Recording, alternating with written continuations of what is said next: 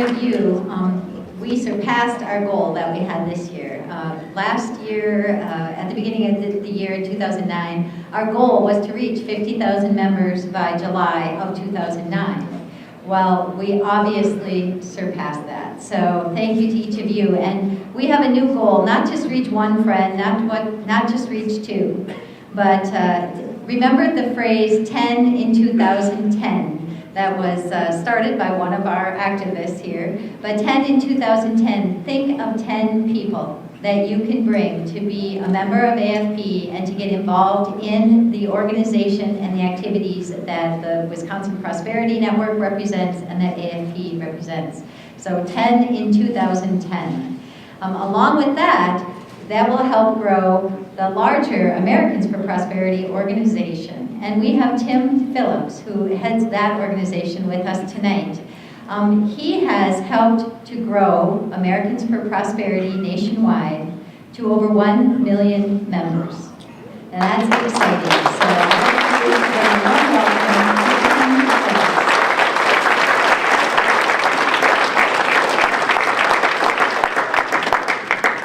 So well, good evening. And thank all of you for coming out tonight. You know, it's nights like tonight that really were, I think, the vision that we had almost 6 years ago in launching Americans for Prosperity.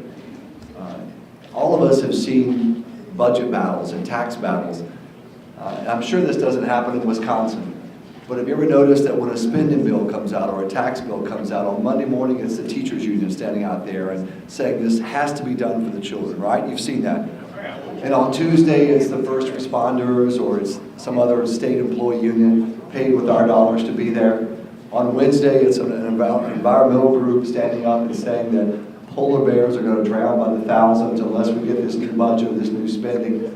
And it goes on and on and on. It seems like there are so many groups out there fighting for bigger government, more spending, more taxes. And our vision at Americans for Prosperity in launching this organization about 6 years ago was simply to make sure that whenever there was a budget battle, or really a freedom battle, because that's what it's about in the end. If government moves forward, freedom moves back, and we know that.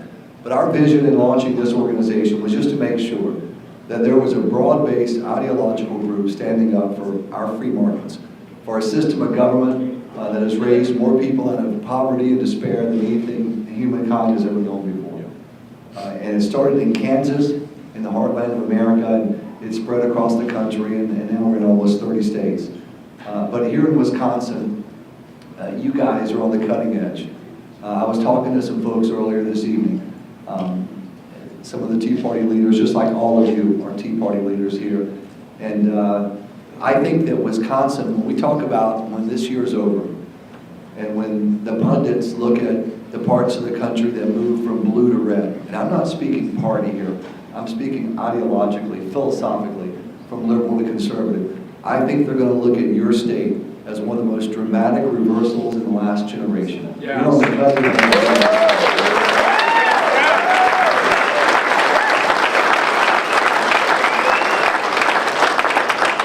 And I tell you, I know I'm a Southerner, I'm sure the accent fooled you, but I think I ought to be an honorary Wisconsinite, Mark. I've taken me across the state of Wisconsin. I've loved being there, Wausau, and seeing and being a part of that, this in some small way.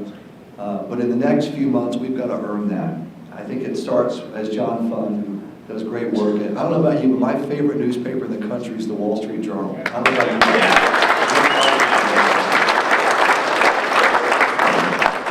you. But starting with this health care bill in the next 2 weeks, as John just pointed out, I think that's the next step for us as a movement. We have to win this battle.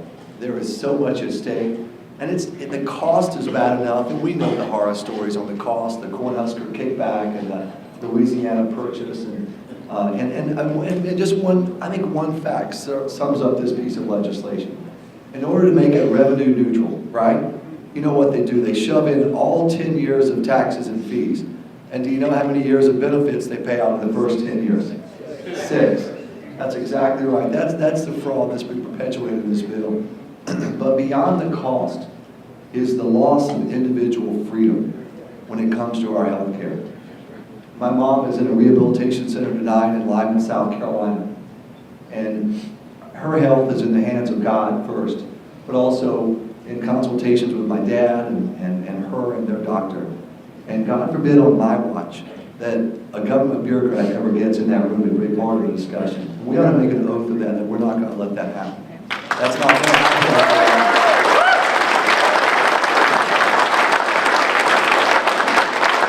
And I think we're going to win this healthcare battle in the next 2 weeks. I do. But win or lose, from there we move on into the rest of this year.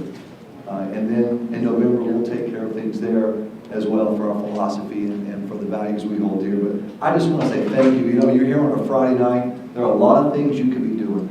You could be at community events, Little League Baseball, though it's a little cold up here, I guess, still, unlike Virginia, where I'm from. It's been cold back east. I don't know how bad it's been here, but it's been cold back. It was so cold, but this is completely true. Just the other day, I saw a liberal with his hands in his own pockets. Is there a drum set? No, there's no drum set. It's been a really, really cold winter back east. Where is Al Gore's hot air when you need him? Where? I mean, you would think that he's in the Federal Witness Protection Program. Well, the guy has disappeared. It is an amazing feat. But you can be anywhere tonight, but you chose to pack up and come here to stand for your freedoms and to be a part of this Defending the American Dream Summit. And that says a lot about you. And it says a lot about where your priorities are and about what you want to see as a future for your state and for this great country of ours. And so congratulate yourself. I want to thank you for that. And one other thing about Americans for Prosperity. You know, the left talks about diversity, but we've got Lord Moncton and Joe the Plumber here. Now that is diversity.